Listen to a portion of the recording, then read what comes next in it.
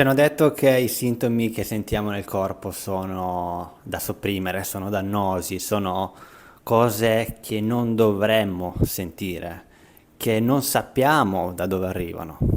E il problema è questo, nella nostra società di oggi, della medicina convenzionale, è che sopprimiamo anche i sintomi.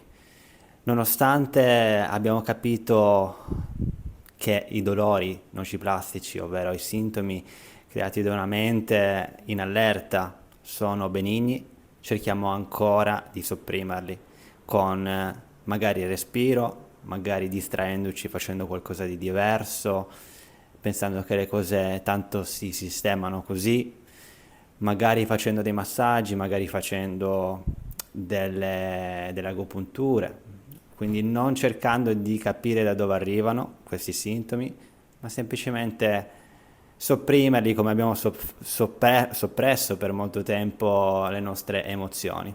Ora, hai due opportunità di fronte a te: una, non far nulla, continuare a sopprimere le emozioni e anche i sintomi, oppure sentire e capire da dove queste possono arrivare. Sono energie che arrivano in superficie nel nostro corpo per dirci: qua c'è qualcosa che devi cambiare, c'è un conflitto interiore, o cambi tu come persona e come atteggiamento, oppure io rimango qua. Questo chi lo dice? Lo dice il sintomo stesso, ma il tuo ego non vuole sentire quello che sta dicendo il tuo corpo perché non l'ha mai voluto ascoltare. Queste espressioni che io chiamo ultimamente dei fiori che arrivano sul nostro corpo sono espressioni che devono essere espresse, emozioni che sono rimaste bloccate e devono essere espresse.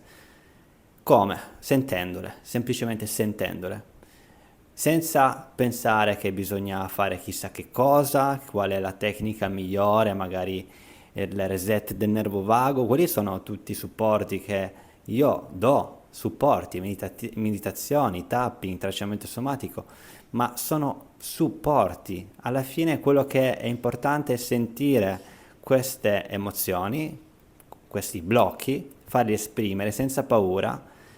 E ultimamente ho fatto una meditazione che ti aiuta proprio in questo processo, perché uno pensa, Alessio, bello così, devo sentire, cosa vuol dire? Lo sento da 20 anni il dolore? No, non è quello che voglio dirti.